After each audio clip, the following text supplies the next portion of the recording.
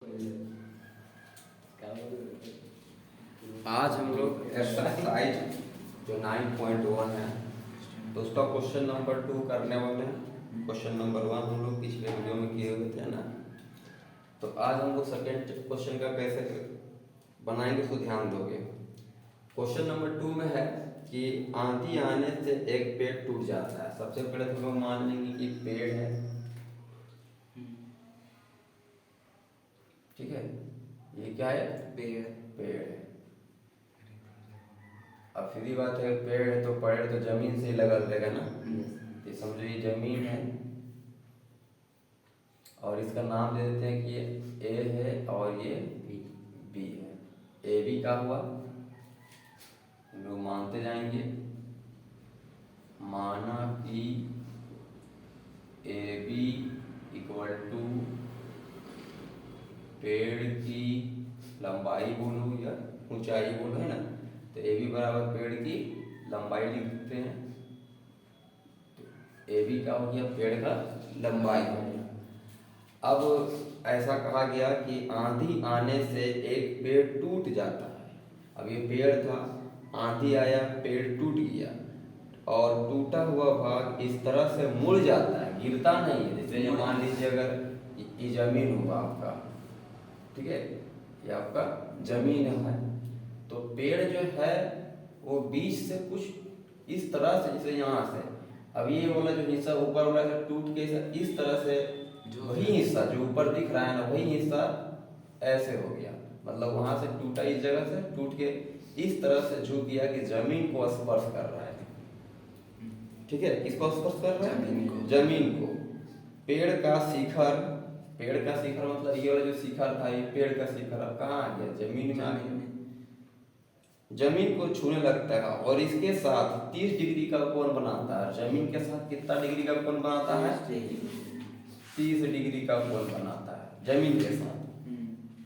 पेड़ के पाद बिंदु की तो दूरी, वो ये पेड़ हुआ है, पेड़ का पाद बिंदु मतलब जहाँ इसका जड़ है, ठीक है। तो पेड़ की पाद बिंदु की दूरी जहाँ पेड़ का शिखर जमीन को छूता है 8 मीटर है। मतलब यहाँ से लेकर और जो जमीन का जो शिखर, जमीन का बोल रहे हैं, पेड़ का जो शिखर टूटने के बाद जो जमीन को टच किया है, तो पेड़ के पाद बिंदु से पेड़ का जो शिखर जो जमीन को छूता है उस बीच का दूरी है 8 मीटर।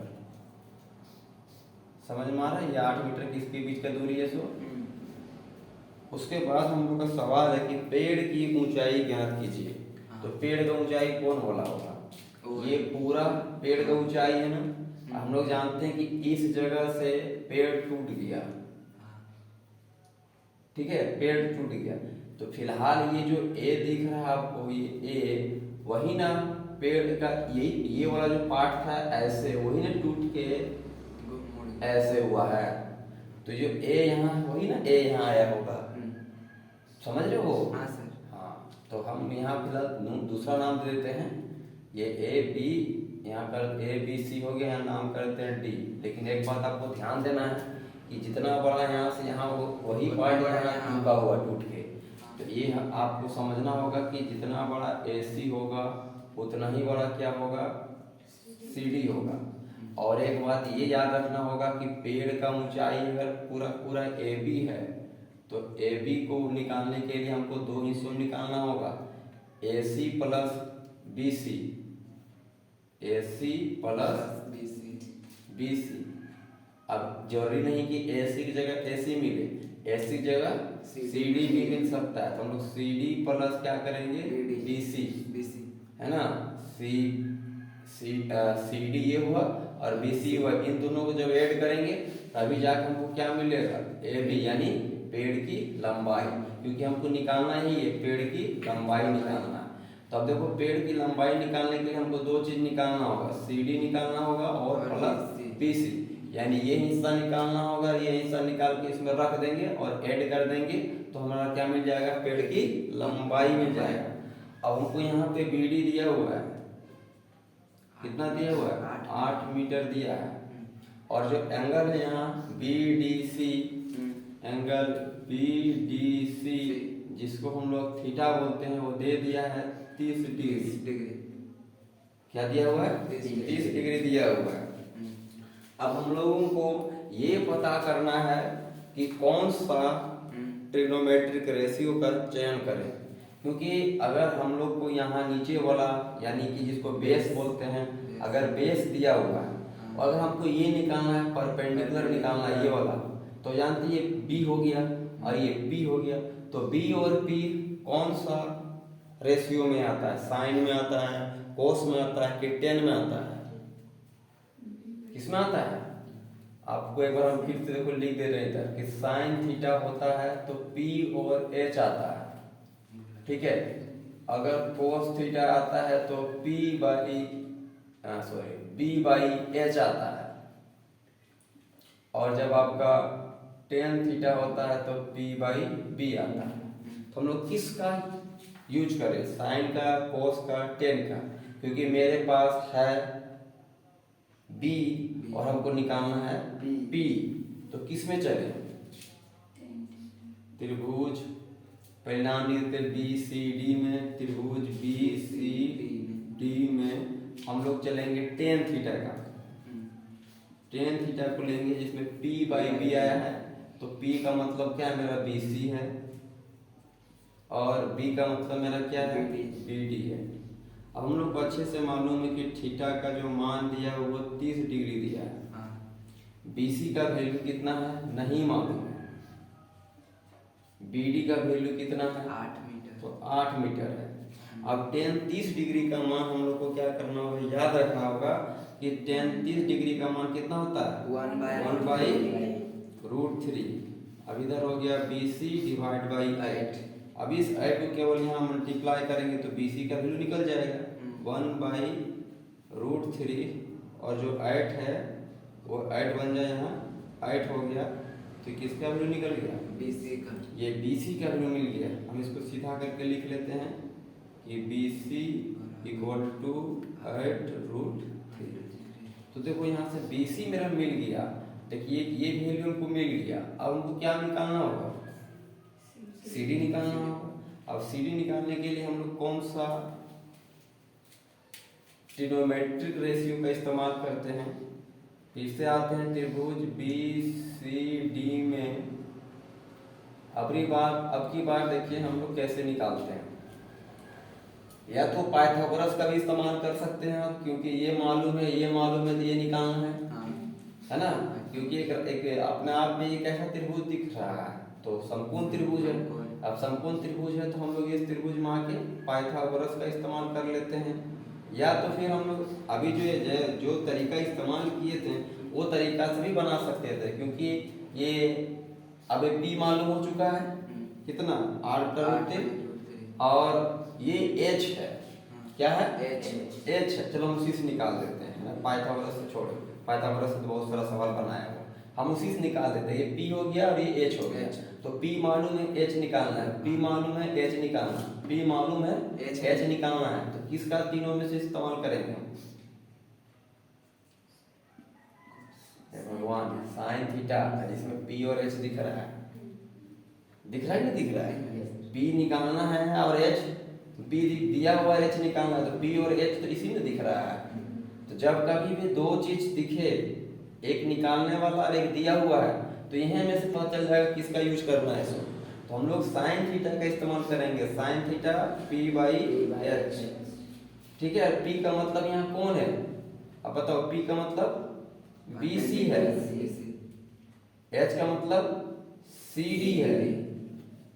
अब हम लोग बात करते हैं इसके आगे कि साइन थीटा, तो थीटा का वैल्यू भी दिया हुआ कितना 30 डिग्री इक्वल टू BC का वैल्यू दिया हुआ, अभी निकाले ना BC कितना निकाले 8√3 निकाले हैं, और CD का वैल्यू नहीं मालूम है, तो CD के अपने जगह होना रहते हैं, CD यहीं पे है। अब हम लोग क्या करना है, CD निकालना है, और ये साइन 30 डिग्री का मान को हम लोग पुट कर देते हैं। साइन 30 डिग्री का मान कितना होता है 1/2। तो 1/2 यहाँ पुट कर दिए, तो यहाँ है आपका 8√3 CD। इस CD को यहाँ ले आते हैं क्रॉस मल्टीप्लाई करेंगे सी डी यहाँ पे आ जाएगा इक्वल टू इधर 8√3 है और ये 2 डिवाइड में था ना उधर मल्टीप्लाई में आ जाएगा ऐसे। तो सी डी बराबर कितना मिला 16√3।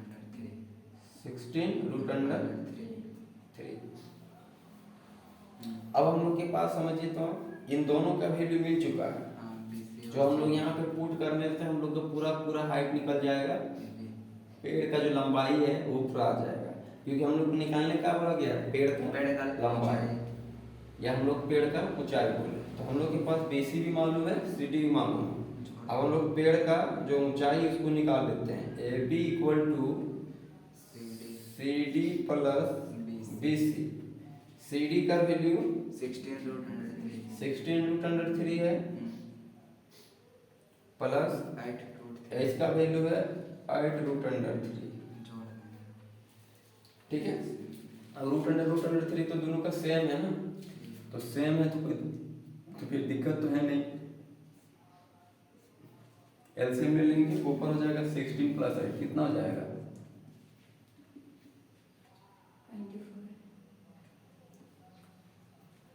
24√3। अगर यहाँ तक आंसर नहीं दिया हो तो ध्यान देना है कि नीचे जो वैल्यू रूट में है और नीचे का वैल्यू रूट से हटाने के लिए हम लोग क्या करते हैं परिमेय कारण। याद है कि भुला गया? जो नंबर नीचे रहता है उसी से ऊपर नीचे मल्टीप्लाई डिवाइड करते हैं, तो वहाँ हो जाएगा 24√3। मल्टीप्लाई करने से √3 मल्टीप्लाई करने से मिलता है 3, तो 3 से जब इसको काट देंगे तो 8, तो इसका आंसर हो जाएगा 8√3 मीटर। यही आंसर छोड़ देना है। अगर √3 का वैल्यू दिया हुआ रहेगा तो पुट करके मल्टीप्लाई कर देना है। ठीक है, यहाँ तक ये क्वेश्चन नंबर 2 था। अब क्वेश्चन नंबर 3 समझते हैं।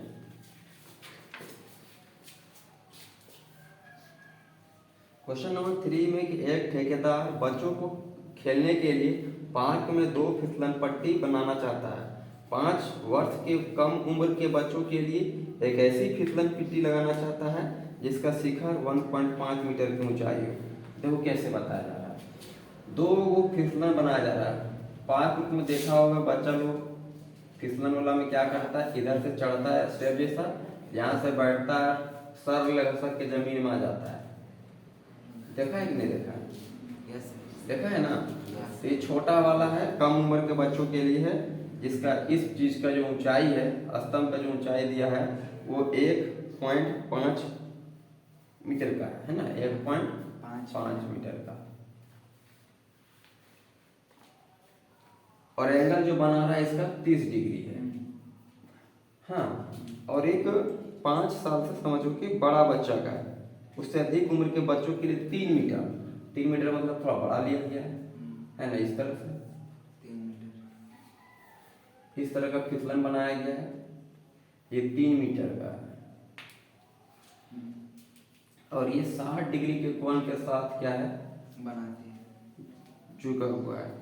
प्रत्येक स्थिति में फिसलन पट्टी की लंबाई ज्ञात कीजिए।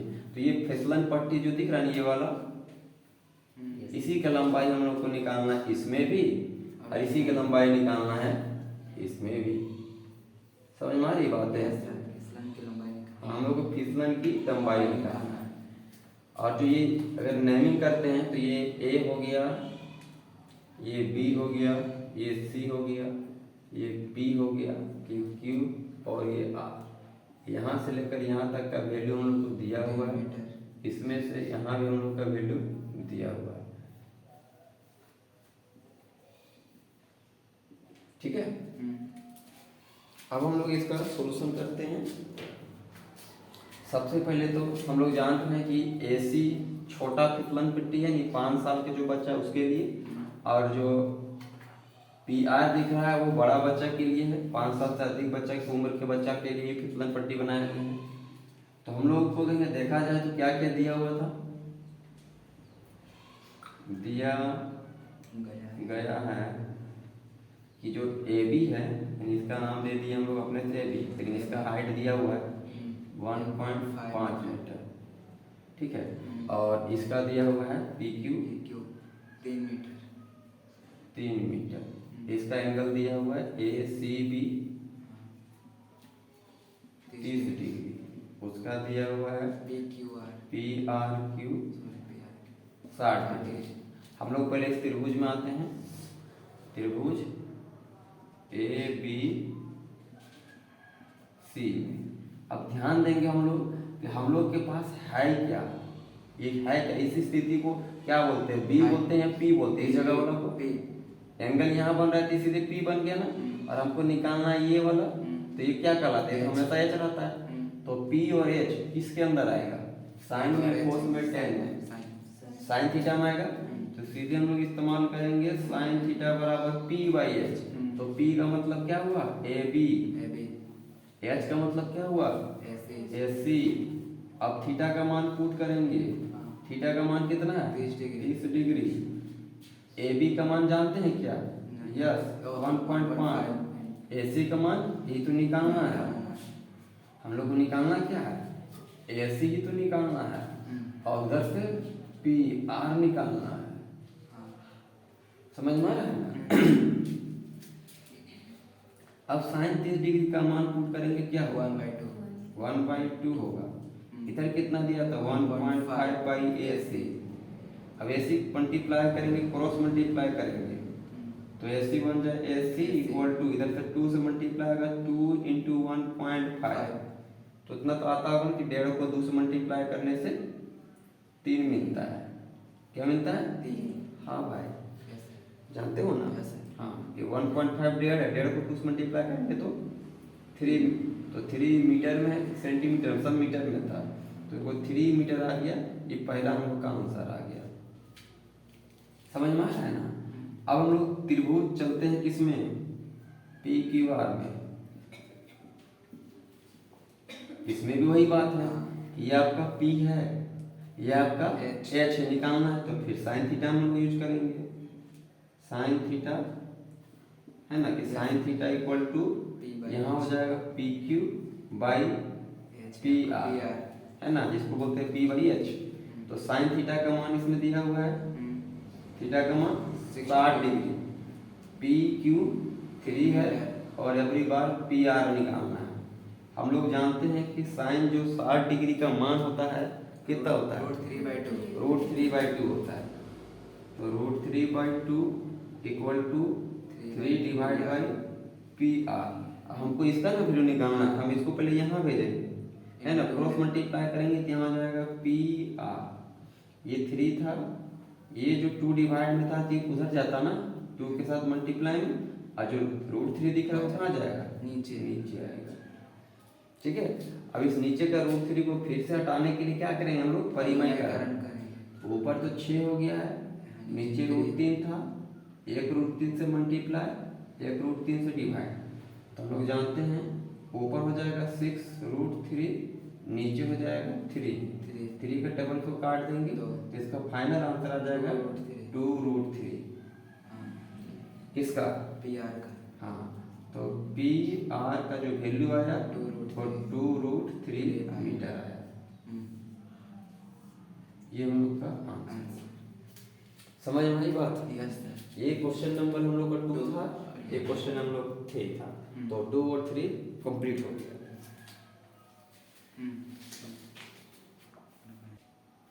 क्वेश्चन नंबर जो 4 है उसको ध्यान दो। भूमि के एक बिंदु से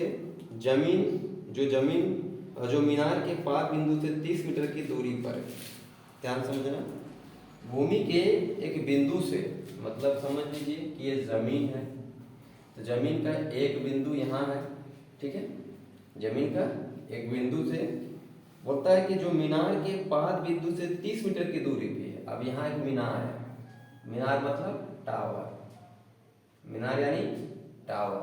अब यहाँ जमीन के एक बिंदु से और जो मीनार है यानी जो टावर है, इसके पाद बिंदु के बीच का जो दूरी है वो 30 मीटर है। कितना मीटर का है,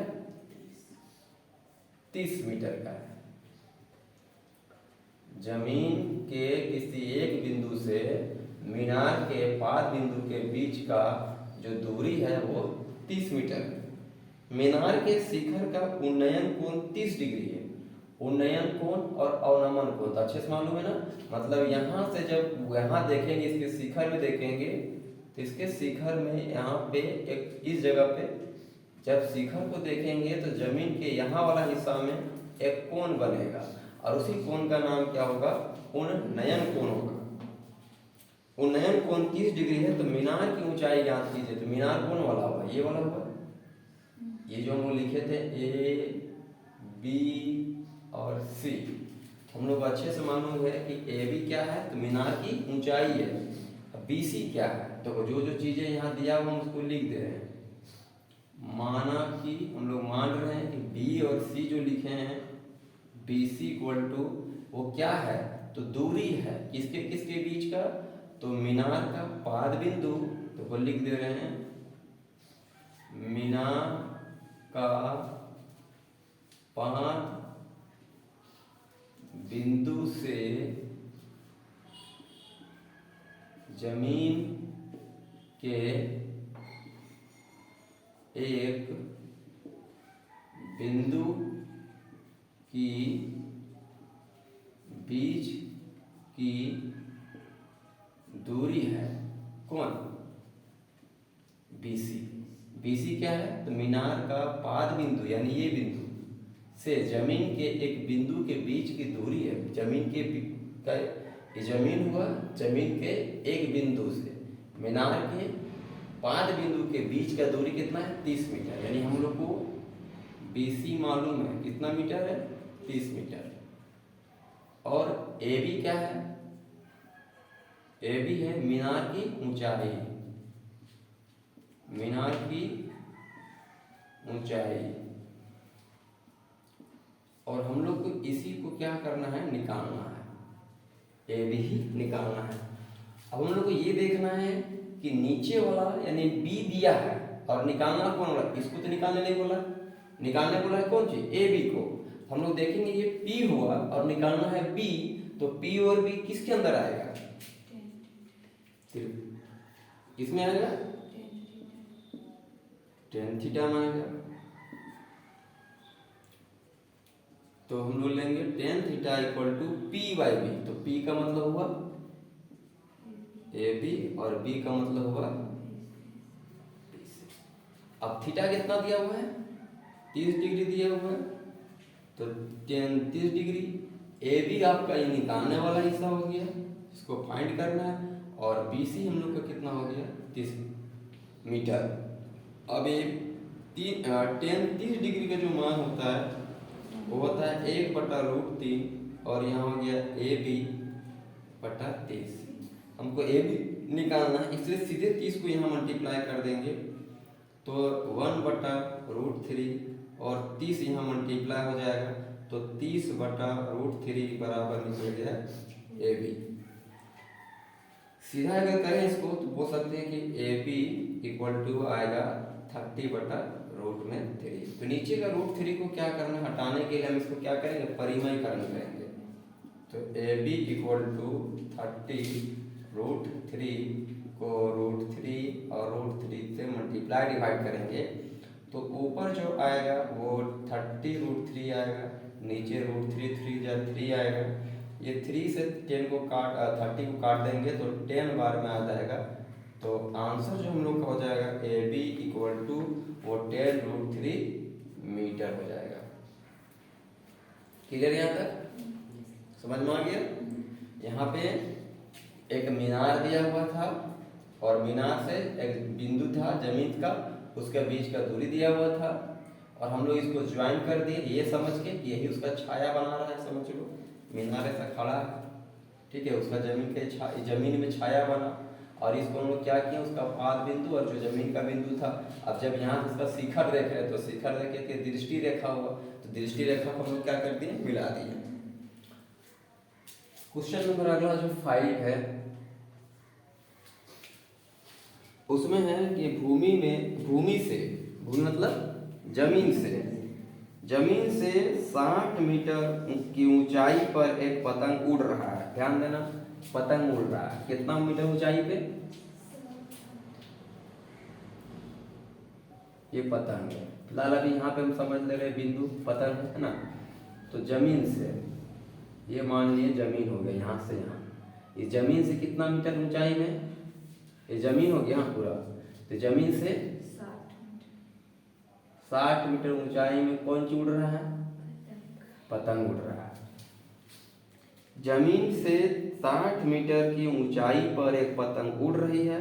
पतंग में लगी डोर को अस्थायी रूप से जमीन के एक बिंदु से बांध दिया गया है। भूमि के साथ डोरी का झुकाव 60 डिग्री है।